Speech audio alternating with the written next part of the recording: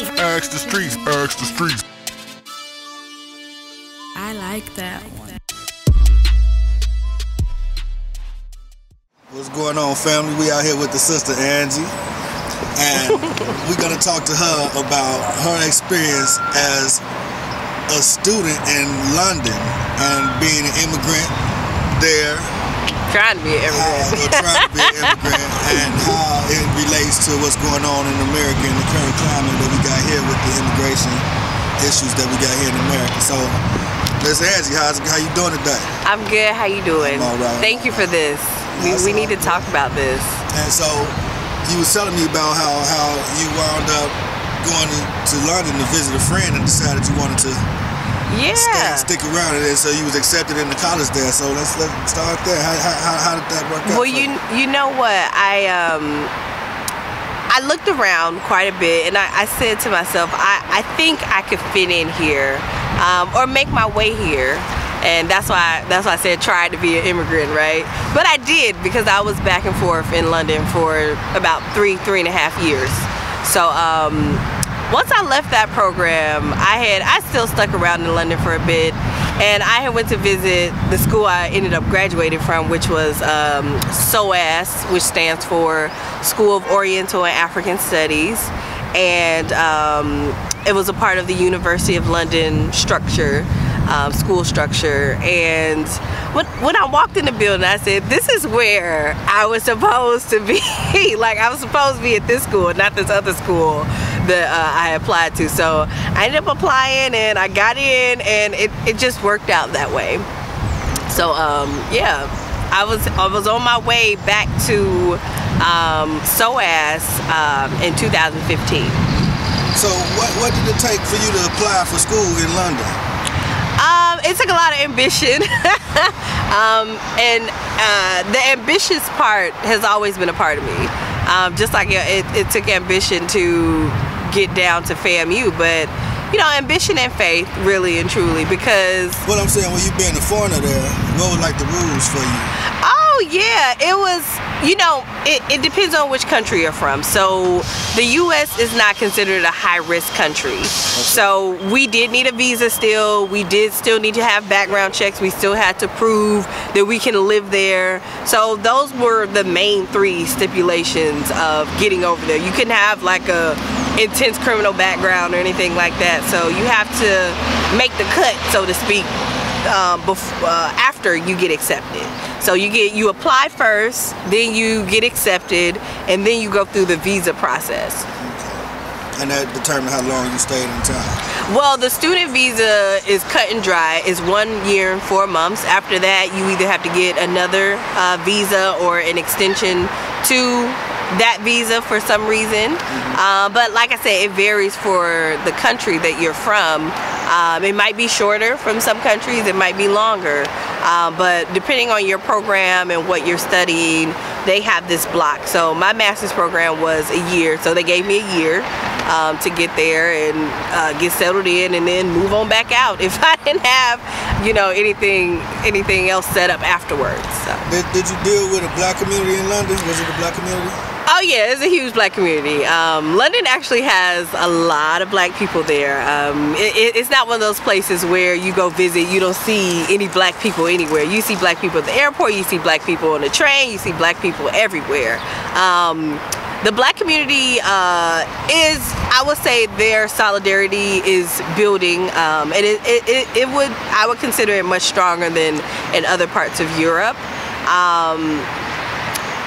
But that's the nature of the beast too, is it? So you have a lot of traumas that's being addressed slowly but surely in London with the black folks, and we stand in solidarity with them and their fight for reparations and everything like that.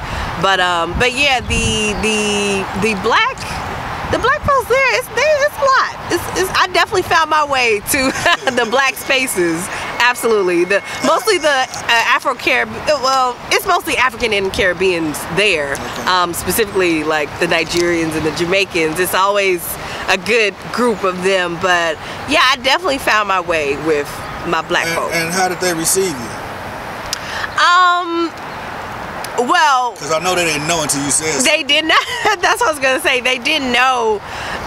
Okay, funny thing, the Jamaicans thought I was African, right? So like, I would get like the Central African, and surprisingly, Somali, and I guess it's the cheeks. That's what I'm assuming. But I would get Somali. I would get Congolese, South African, Ghanaian, and Nigerian. But from the Nigerians, I would always get, oh, you're a Caribbean girl, you know. So either Jamaican or Bajan, which I didn't even know who Bajan people were, and I found out. So shouts out to my Bajan people. That's where Rihanna from. But yeah, so it was no one knew. We all. How would you know? You know, how can you tell until we open our mouth to speak, right? So were they like a native London black people that identified as being from London, period, or yes, everyone I met identified as a Londoner. They either told me where they were from within London. So I had a lot of friends who represented Southside. So the Southside was like parts of Lewisham and Brixton and Streatham and like parts over there. Then you had some black folk. They were from East London that I met, and they were from like Dalston and oh shoot, what's the name of that? Not Harrison. I can't remember, but yeah, they would rep like East London. So yeah. Well, like how we got here, we got African American. Right. Are they African London? Do they consider themselves like that? No, they call themselves Black British. Black British. Because to call yourself English is considered white or of white descent. White native, if you will, from England. So you have Black British or I didn't really hear Afro-British, but that's what I would have thought they were before I lived there. But yeah, they're considered Black British. Were racial tensions deep within the town like that, like it is what you see here? So you had inner tensions and then external tensions. So you had the conflicts within the black community that were very real, very true. They have gangs there. They have really and truly the same problems. There's a lot of black on black crime going on? Yes, it's a lot of black on black crime. The thing there is acid attacks and stabbings. So that's acid. So like they'll have like an acid, yeah, and they'll throw it on people. Wow. Yeah. And it just mess people up for life. Yeah. Wow. Yeah. So that was like a thing because guns, they're more or less banned. It's very difficult to get a gun there. So you don't have just the average Joe walking around carrying a gun. You really don't even see police with guns. But because it's been some tensions, you know, going on, you see more armed police now, especially in the airports and the subways or wherever, walking in the communal areas of London. But yeah, when I first moved there, most of the police I saw didn't have guns. So. And so as you were there, dealing with the people, what did they expect? What did they expect from you? Did they expect anything from you when they found out you was American? It was kind of like the surface stuff, like, oh wow, you're from America, because while I was there, it wasn't that many black Americans in London. You have a lot of white study abroad and students there, but you don't see black Americans. But they were very privy to our shows and our culture through media, but not in the tangible sense like this is an actual person, this is my sister here. So I mean, like, did they expect anything different from you? Like did they expect you to be able to sing and dance? Yeah. Slam dunk a basketball. Yeah, you know, you always have those stereotypical things, and I think that's what threw people off, because like, oh, you're here for school, like what? You know, it was kind of, you're not a performative character of what we know on TV. No, I'm not. But yeah, they kind of, I think they kind of knew, like, they were gonna get a little bit of sass. They were gonna get a little bit of funkiness. They're gonna get a little bit of what they expected an African American woman to give, and you know, that's just, you know, it's cultural, right? To a degree, but I think the depth as well, which you don't necessarily see from dark-skinned black women. People were a little shocked by that, yeah. Right. Now in America, you know, you got the ADOS movement that's moving around, right? That's popping up now, right? Where people got them trying to identify specifically, but in general, black people see each other as black. Right. In America. Yeah. Do they see it the same way there in London, or do they identify you or you? Oh yeah, you definitely say where you're from. So if you're Jamaican, you got your flag. If you're Nigerian, hey, you Niger, right? So everybody reps definitely where they're from, like their background. It's absolutely no hard feelings. I think that's what makes it beautiful, is the diversity within the cultures of the black people. But I think because of the history and the same traumas and dramas that took place and the inequality that black people face there, it is a solidarity within the blackness there, to a degree. And I think that's more of a progressive black movement that's jumping off now. But it kind of died out because, you know, I don't know if people know this, but they did have a Black Panthers chapter out in London. So, and you know, Marcus Garvey, he had his place there. Like, it's a very strong black influence and proudness there that has always been there, but it died out. You know, that era, 80s, 90s, it was just rough everywhere for the 80s and 90s people. But you know, it's reviving back up. You always have those people who are trying to fight and push through. So. That's what's up.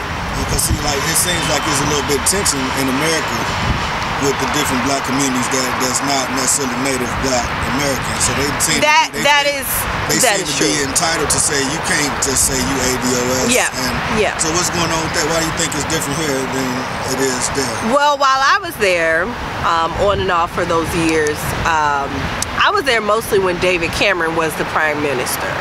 And when David Cameron was there, he had took a trip to Jamaica, and everyone knows the condition of mostly black countries. Everyone knows this.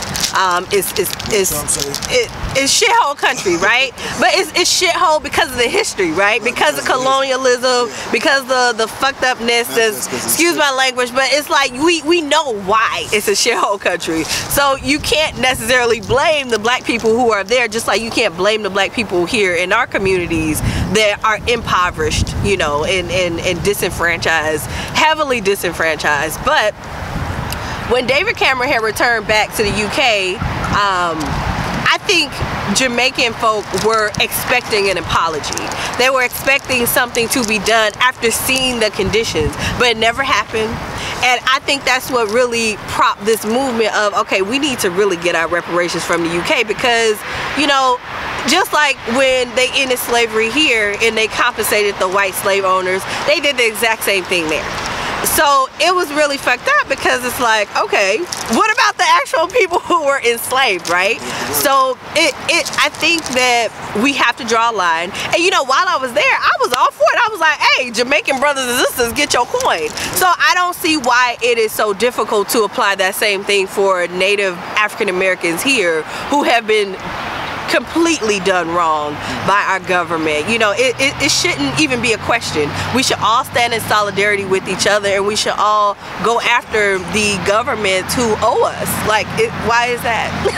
I don't get why that's so difficult, you know. Well, they say that it's causing division. It's not. Because PanAfricanism saying that they was first to start the reparations talk, where they got the bill on the Senate table.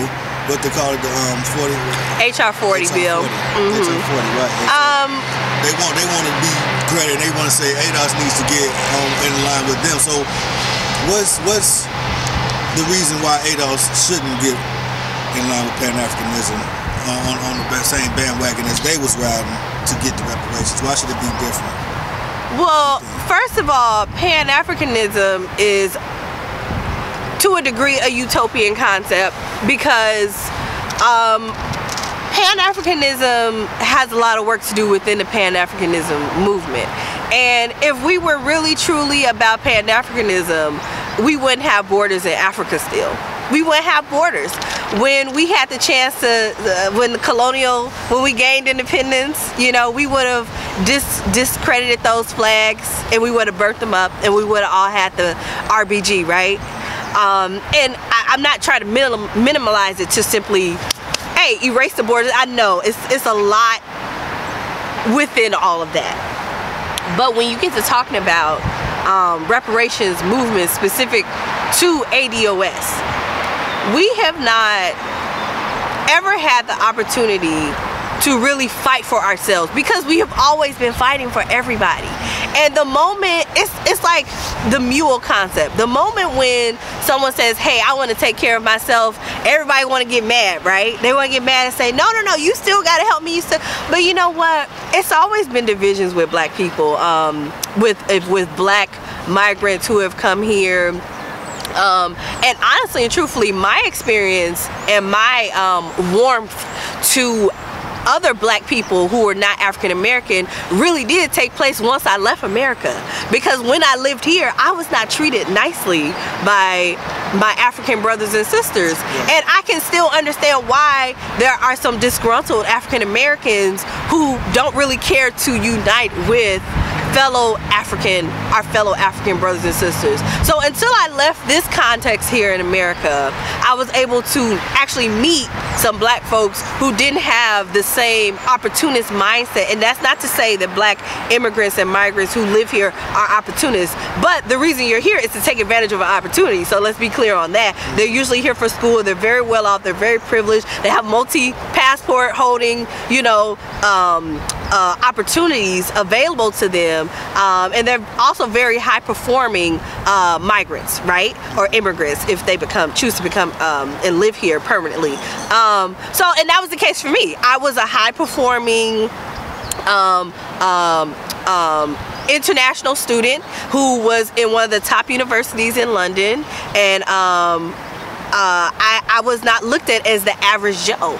I was not living in, for the most part when I was there, like I was living in central London. I was in a nice part of London, just like when you have students who come here and go to, Northwestern. They're living in Rogers Park. They're living in a nice area. They don't really get the same experience as the locals, right? So when you have these conversations and you talk about what black unity really means, we got to do that internal work before we can even start going after or having these other discussions. And we have to have these conversations, but we're divided, and a lot of people don't feel the need to want to unite, and that's okay, because unity is a choice, right? But it would be in the betterment for all of us, but we have a lot of internal work to do. But if I could just backtrack to my personal relationships that were built with non-African American black folks outside of America. America does things to people. It changes. People have preconceived notions about African Americans, and shouts out to the grapevine Donovan. He said, as a Jamaican black man, I had to learn to respect the black people who were already here, the things that were already built here for me as as a black person from somewhere else. So unfortunately, you have a lot of Africans who come to America with the mindset like, oh no, I'm not going to associate with the black people already there, because they have listened to white people. And on the flip side, you have a lot of black people who at one point maybe believed, because of ignorance, that Africa's this jacked up and messed up because of what you see on TV. So we both have these conflicting ideas about each other. And I have been to Africa. I've been to Ghana, I've been to Kenya, I've been to South Africa, all different places, all beautiful, all welcoming and warm. And that's why I said, until I left America, that's when I was really able to connect with Africans and understand, like, hey, we are all interconnected. We do all love each other, and we do all care about each other. It's bad people everywhere, and it's people that will rub you the wrong way everywhere, but you don't write people off. It's kind of like how some black folk be like, oh, I can't support black businesses because, they did me wrong. But it's like, okay, Walmart has done you wrong. You still go to Walmart, right? You still go there. So bringing everything back around, yes, as a person who's an immigrant yourself, how should black immigrants in America be allies to ADOS? Ooh, that is the $1 million question, isn't it? But I think the number one way is to, I'm not saying go out of your way, because I understand. And this is coming from someone who knows. If we got to be real about the logistics of connecting, right? So the number one way I would say to be an ally to ADOS people is to not take on the same mindset as white people. And taking on the same mindset as white people as, you know, putting down our problems and minimalizing them to, oh, you're in America, you should already be together, you have all these opportunities, and not taking into consideration the systemic issues that still exist. Because when people come over here and they take advantage of the opportunities, they always neglect to see the people that they left behind in their hometown, right? The people they left behind in their country. So it's like, okay, if you feel that way about people here who are jacked up, right? The black folks who are jacked up here, we can feel the same way about the people that you left behind that's jacked up in your country, right?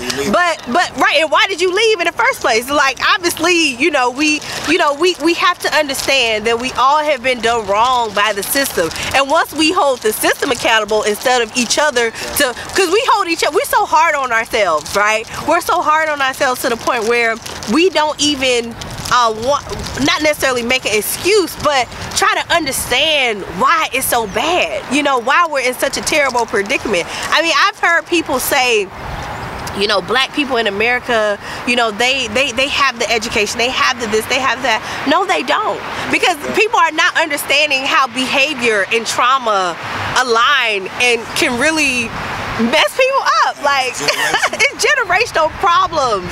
Like, you just can't. For the people who do make it out, who are strong enough, who are brave enough, who have the self-esteem, or maybe they don't have the self-esteem, but the fortitude, right, to just keep pressing on and say, hey, I'm not gonna give up. I had a closed door. I wasn't feeling this, or I made a bad choice, but I'm not gonna let that ruin my life or be the end of my life. It's like, for those few people that do overcome and become these amazing, overachievers, it's like, for that one person, you have 10,000 that fell through the cracks, right? So, once we understand and say, hey, I'm gonna align myself with you, because just like y'all got problems, we got problems too. Just like y'all got traumas, we got traumas too. And I'm not gonna come over here and act like y'all didn't build this. Right. I'm not gonna act like y'all didn't build this, because everything that we have in this country has been built. When you get on a train, who laid them tracks? You know what I mean? Who put these roads together? Who did all this? Who made the food from scraps? Like, we overcame. We have all overcome, and there's no reason why we should put each other down. Well, when I went to Ghana, there was no way I set my mouth to say, why are they poor? Why they don't have water? Why they don't have clean water? Why they still suffering from malaria? Why did I have to take all these shots before I came? It's no way I opened my mouth to say that, because I understand. I was learning and I was unlearning, and we have to learn and unlearn about each other. We have to really decolonize what we have been taught about each other. And that's why I said take on this mindset of white people, because having a mindset of white people is having a colonized mind. So we have to decolonize, deconstruct, always break down the white male patriarchy, because we've all been done an injustice. Like my friend that I had down in FAMU, she was Jamaican, and I remember her telling me, I never learned about we didn't learn about black history in Jamaica. It's like, what? Jamaica? You know what I mean? Like, they learned about the Queen, because they were colonized by the British, right? So they learned about the Queen in school. They learned about the monarch and the great imperial legacy of Britain, and it's like the Great Britain, I should say. Yeah. So it's like the lack of history, the lack of knowledge, just like how our children are being miseducated. It's the same thing. It's the same thing everywhere. Yeah. So we just come in solidarity. We understand the traumas and the misnomers, and we try to break away from that. And I think that from putting in that mental work, we can start to break down the barriers. We can start to break down the barriers and learn more about each other, because we always have more in common than we do than differences. Well, let the people know how to get in contact with you. Yes, you guys can contact me on Instagram. My name is Deep Black Thought.